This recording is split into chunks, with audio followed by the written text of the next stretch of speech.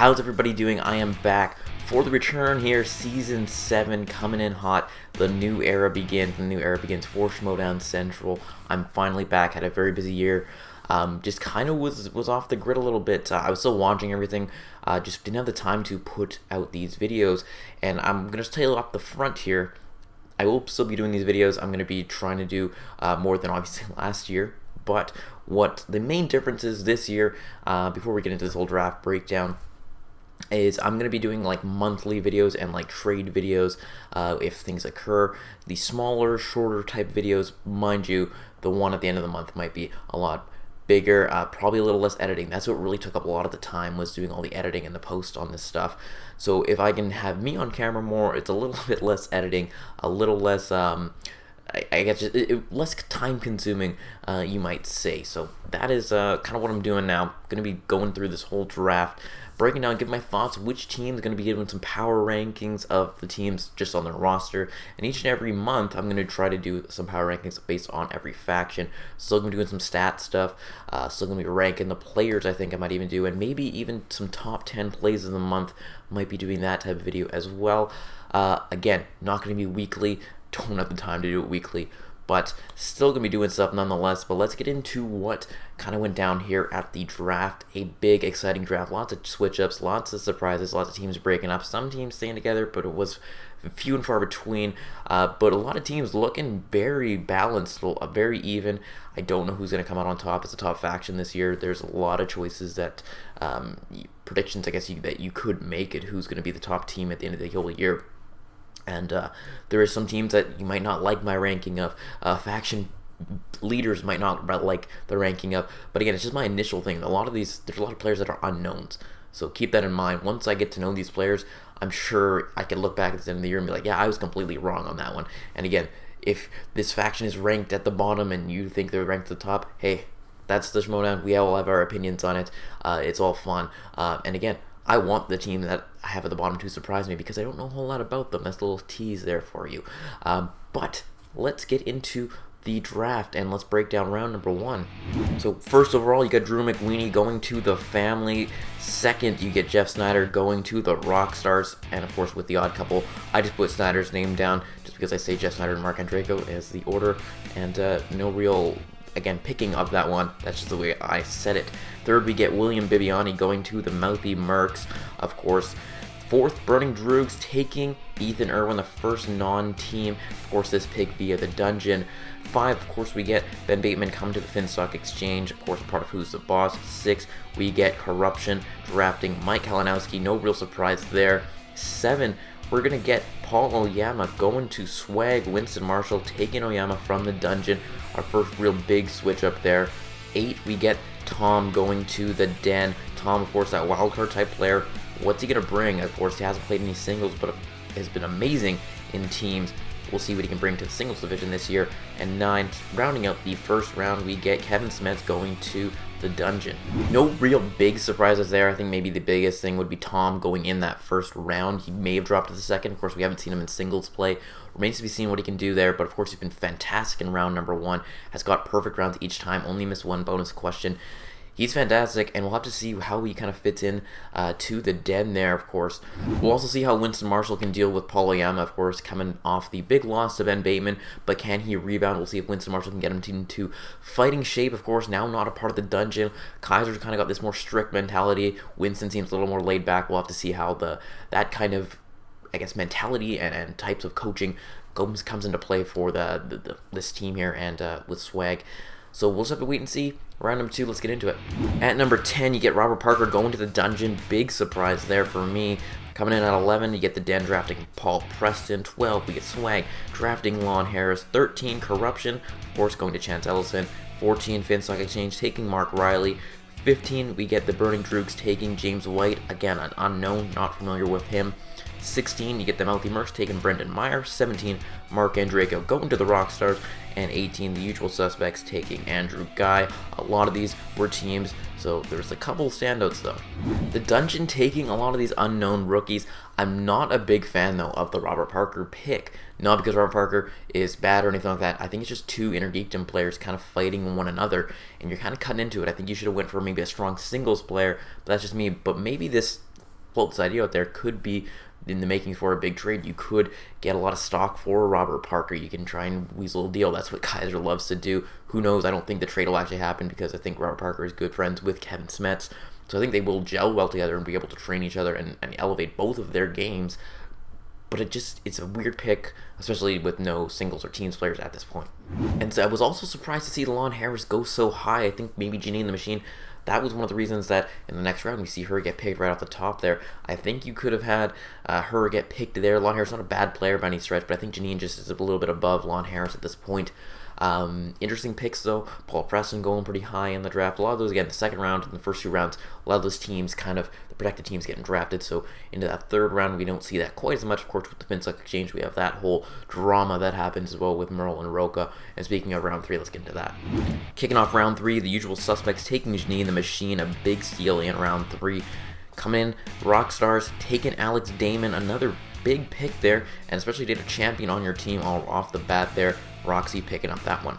21st overall, the Mouthy MERCS taking Mark Nopick, of course, now not having that title shot in New York, but of course the title shot's still on its way once she gets back to 100% health. The Dungeon taking Eric Zipper, he remains part of the Dungeon. 23, the Finstock Exchange taking Dan Merle. Who would have thought Dan Merle would be drafted 23rd overall? It's pretty crazy. 24th, the Corruption taking Mark Hoyk. 25, Swag taking Challenger Don Depani.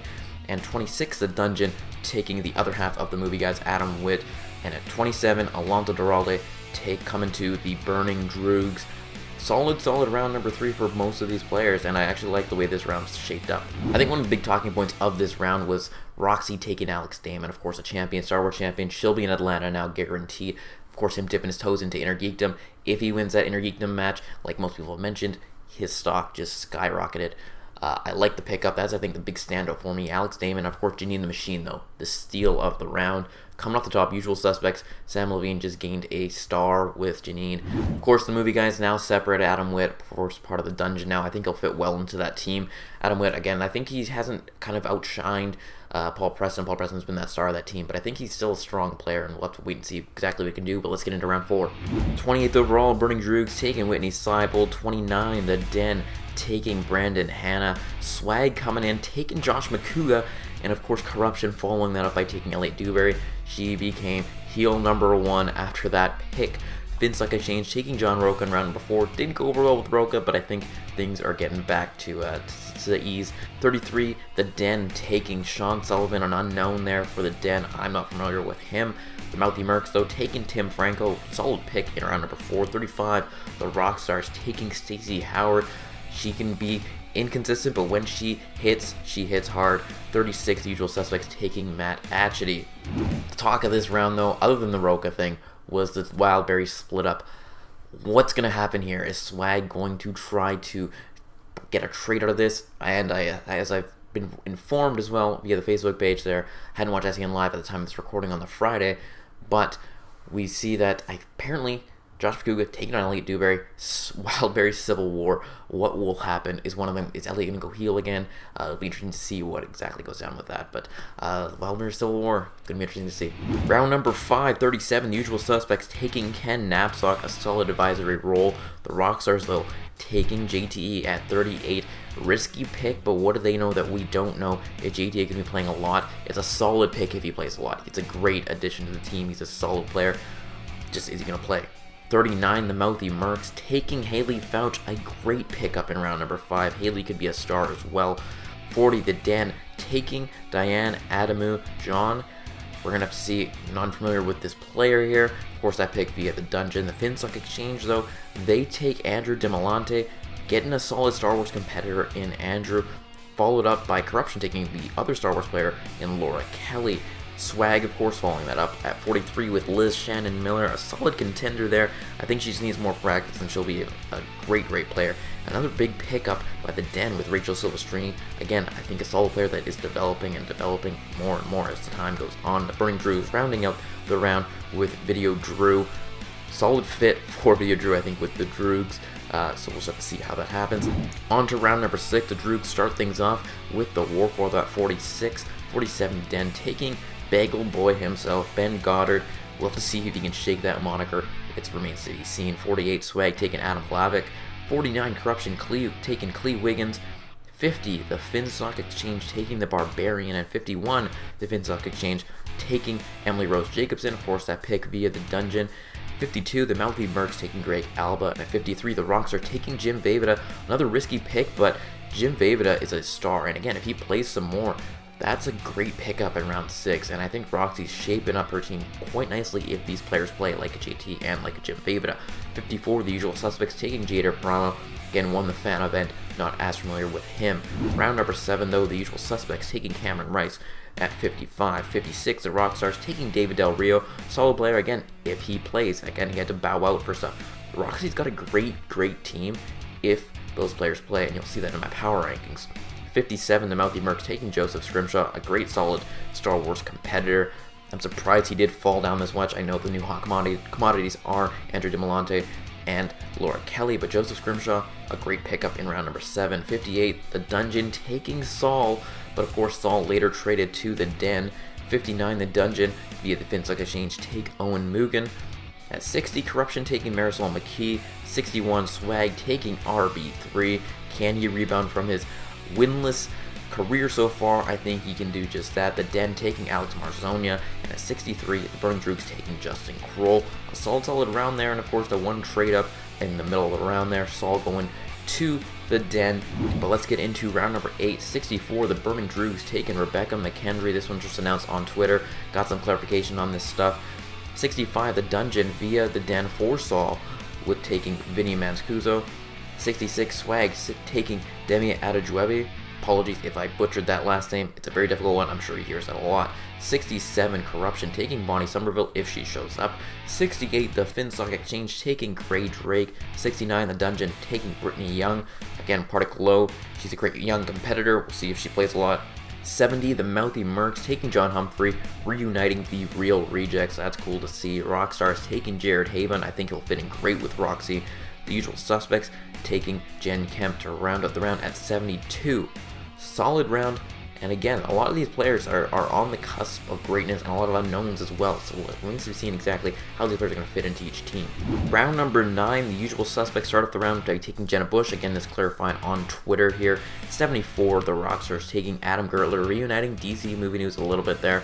75, the Dungeon taking Rick Hong. The Finstock Exchange at 76, taking Cody Hall, and I think it's a great pickup in round 9. Cody Hall taking Lon Harris to the limit when he played him. Corruption at 77, taking Rick Ramos.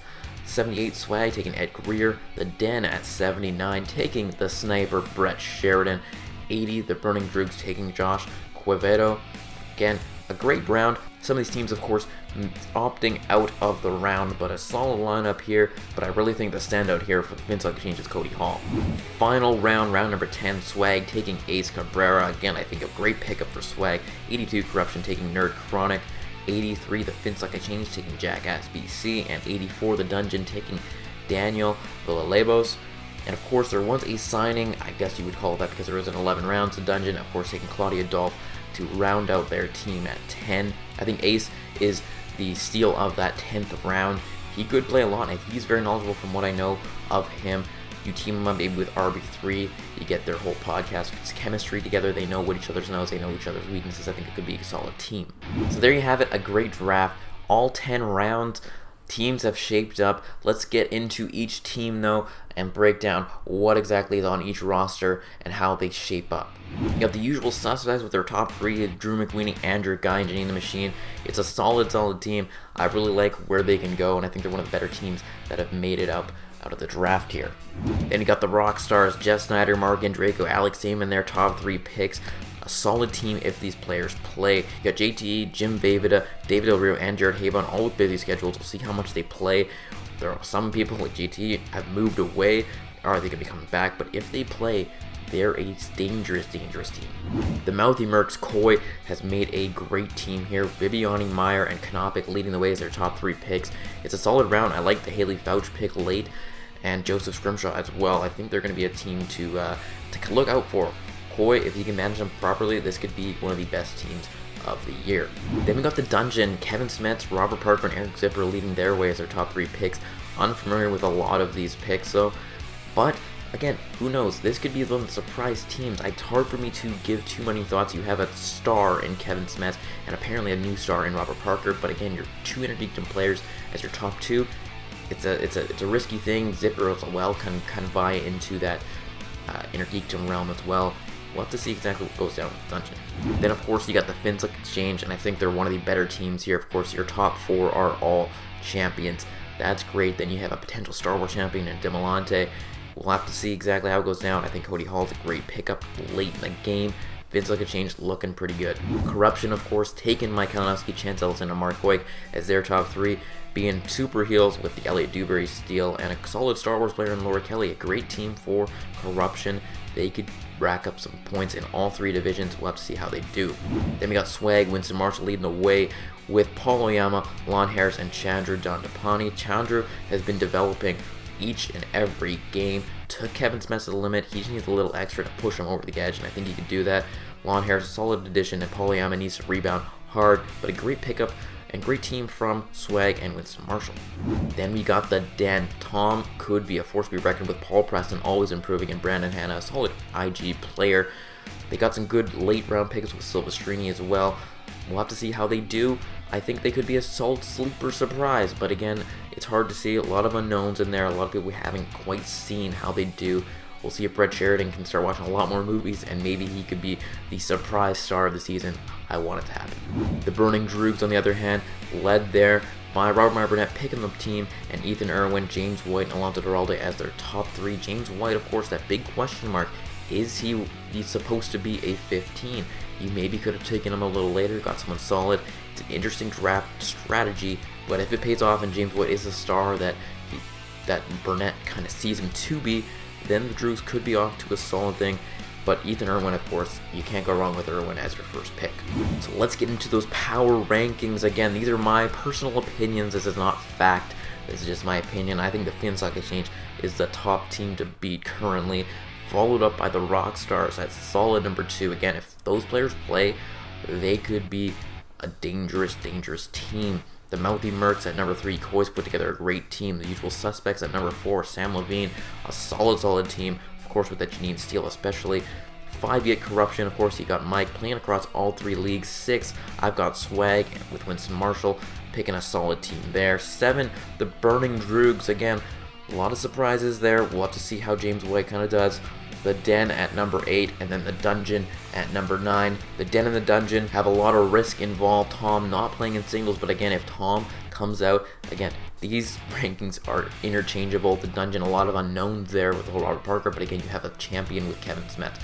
So it's hard for me to really discount it, and again, this took me a lot of time to even just rank these ones. I think I had the Finslick Exchange and Roxy at number 2, and the Mouthy MERCS. I think those are the top 3 teams currently, but Dungeon, again, they could jump up. They get a couple wins in there. I'm a fan of them. You know, it remains to be seen. So thank you for watching this draft recap and breakdown of my thoughts and opinions on some of the surprises, some of the non-surprises, some of the heel moves, some of the face moves. A lot of great stuff there, and I can't wait for this whole season to shape up. Again, a lot of stuff coming, not quite as often from me because I just have time and all that stuff, but I want to bring you guys some more videos. This is the sports atmosphere, the vibe that I love, and it kind of fits my show quite well. So again, we'll get into our full episodes coming up probably at the end of February. We'll probably start breaking it down. I'll probably include the January and February match together, of course, with them starting in New York. So we'll break all that down, and if something big happens in the meantime, I'll put up a little short, couple-minute video, maybe giving my thoughts if something big happens. So be on the lookout for that. Again, every month coming in videos. Probably gonna do some top 10s or top 5s of plays of the month and all that, just to kind of have it. I'm not going to be previewing as many matches, but again, going to be having some content out for you guys, and I think it's better than nothing. So thank you all for joining. Give it a like, give it a comment, give me a follow on the social media and all that good stuff. I can't wait to see where this goes. I can't wait for the What If Patreon stuff. That's going to be cool. And Christian and everybody at the Schmoedown, great job what you're doing, great content. I can't wait to see what's in store for you guys. And I'm coming back for a nomination at the end of this year, so be on the lookout for that. I want to be nominated yet again. So thank you all for watching. I will talk to you all later, and until next time, see you later.